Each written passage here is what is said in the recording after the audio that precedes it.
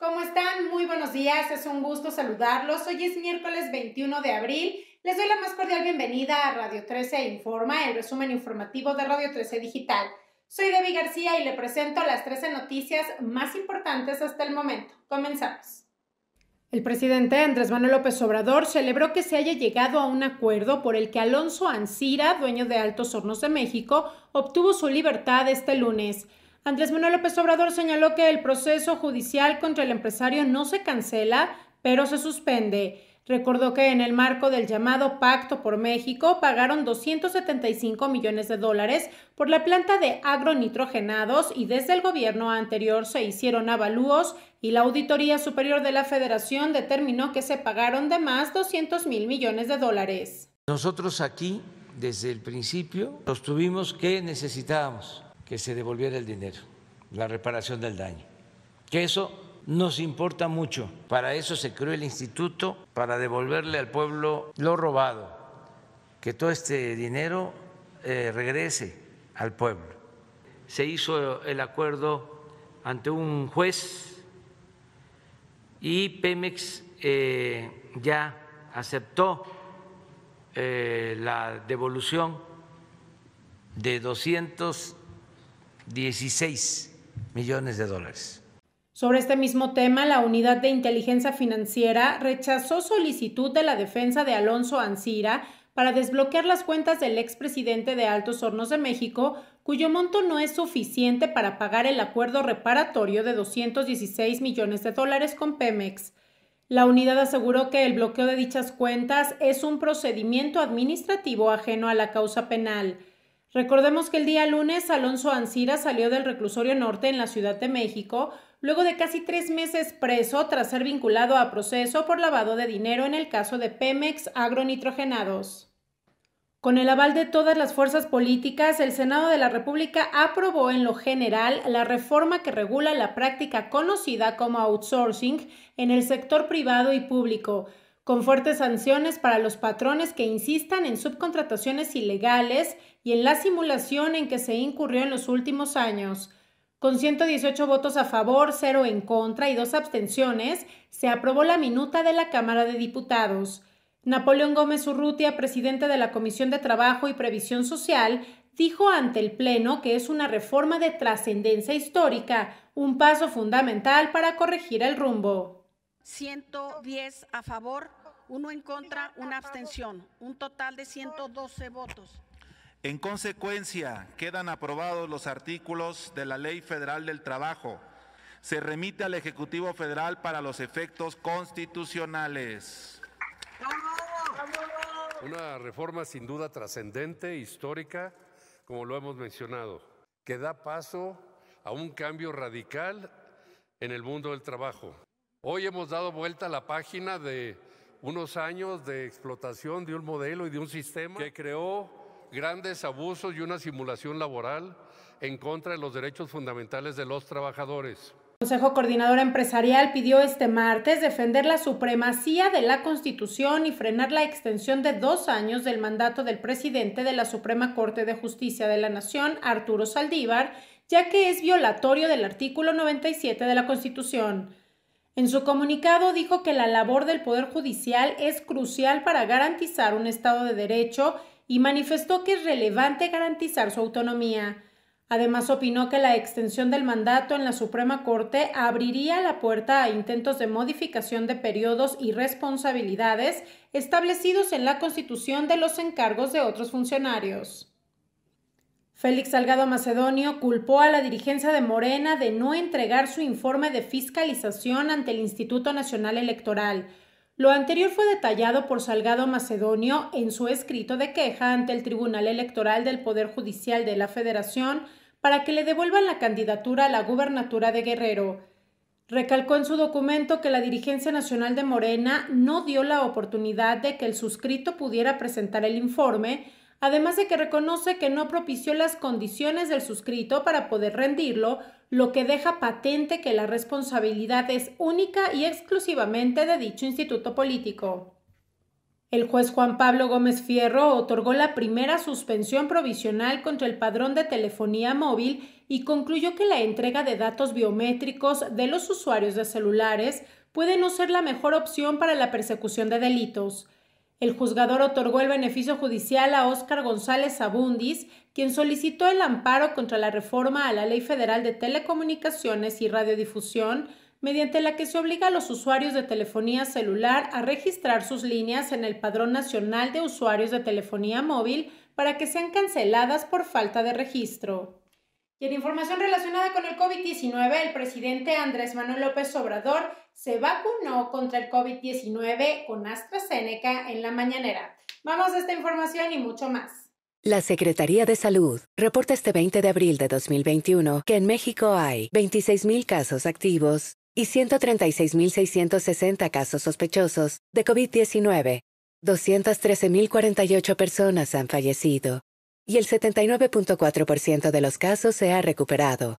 Sigue las indicaciones de las autoridades de salud. Quédate en casa, usa cubrebocas y lava tus manos frecuentemente. Secretaría de Salud. El presidente Andrés Manuel López Obrador se vacunó contra COVID-19 con una dosis de AstraZeneca en la conferencia mañanera de este 20 de abril. Una teniente enfermera del ejército le mostró la jeringa, le levantó la manga izquierda de la camisa, le inyectó la vacuna y le entregó el registro de su vacunación.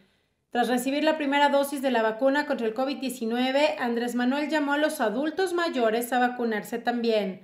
El presidente se retiró de la conferencia mañanera para permanecer en observación durante 30 minutos por posibles efectos adversos como dolor en la zona de la inyección. Buenos días, señor presidente. Me presento con usted. Soy la teniente enfermera Melina Vega y voy a ser quien aplique su vacuna el día de hoy. Vamos a descubrirlo. Okay. Voy a proceder a realizar la asepsia y la molestia.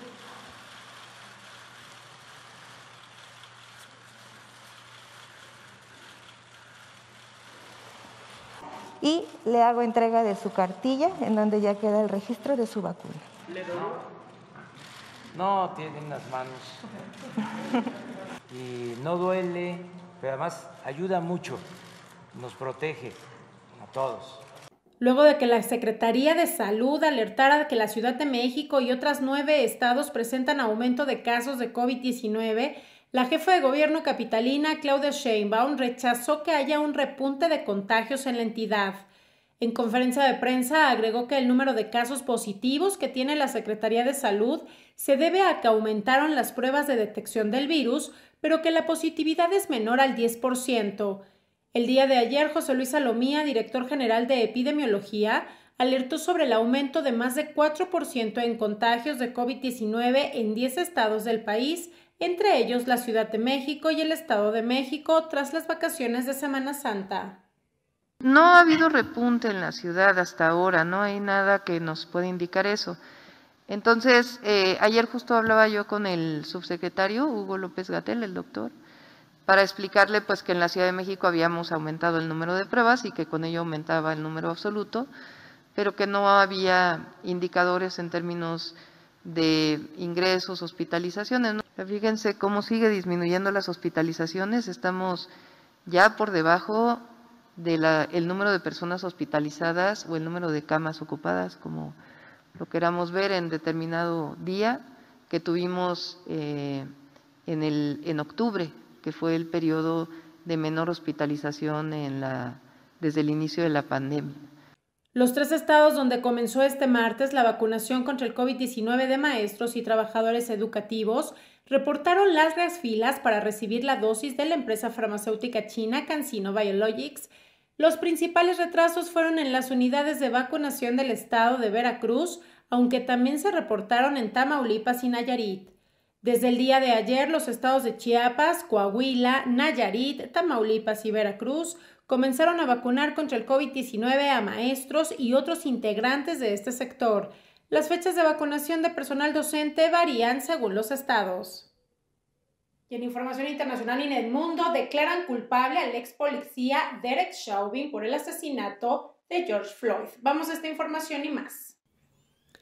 Derek Chauvin, el exagente de policía acusado de matar al afroamericano George Floyd en mayo pasado en Minneapolis, Estados Unidos, fue declarado culpable de los 3 cargos que enfrentaba: Los miembros del jurado decidieron de unánime que Chauvin es culpable de asesinato involuntario en segundo grado, penado hasta con 40 años de cárcel, asesinato en tercer grado con una condena máxima de 25 años y homicidio involuntario en segundo grado que acarrea hasta 10 años de privación de libertad.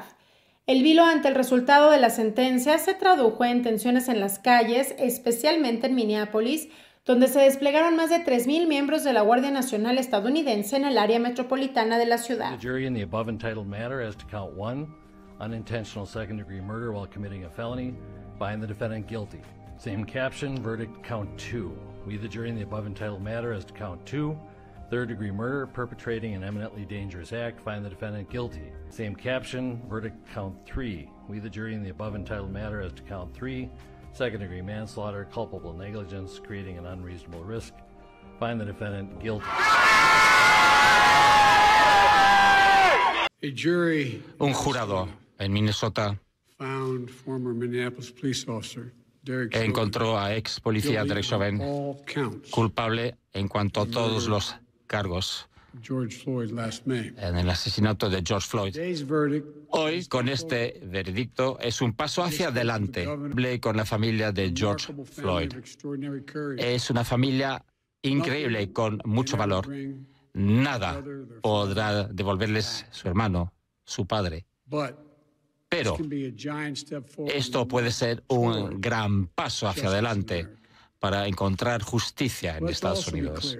La tarde de este martes en Nueva York, Estados Unidos, una persona murió y 2 resultaron heridas por un ataque a balazos que ocurrió en una tienda de comestibles en la zona de Long Island. El agresor logró darse a la fuga y la policía montó un operativo para dar con su paradero. Al parecer se trata de un ex empleado de la tienda. De acuerdo con CNN, el tiroteo ocurrió en un supermercado Stop and Shop en la comunidad de West Kingston, a unos 15 kilómetros del distrito Queens de la ciudad de Nueva York. El primer ministro británico Boris Johnson aseguró este martes que su gobierno no descarta ninguna medida para frenar el proyecto de la Superliga Europea después de un encuentro con los dirigentes del fútbol inglés. Johnson reafirmó su apoyo a figuras a las autoridades del fútbol y confirmó que tiene el total apoyo del gobierno para tomar toda medida necesaria para frenar este proyecto.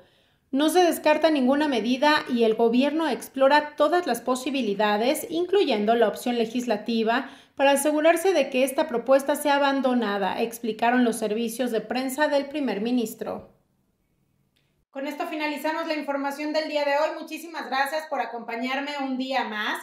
Los espero el día de mañana a las 8:30 de la mañana aquí en Radio 13 Informa. Mientras tanto, sigan disfrutando de toda nuestra variada programación en nuestras plataformas sociales en Radio 13 Digital. Soy David García. Muchísimas gracias. Que tengan un excelente miércoles.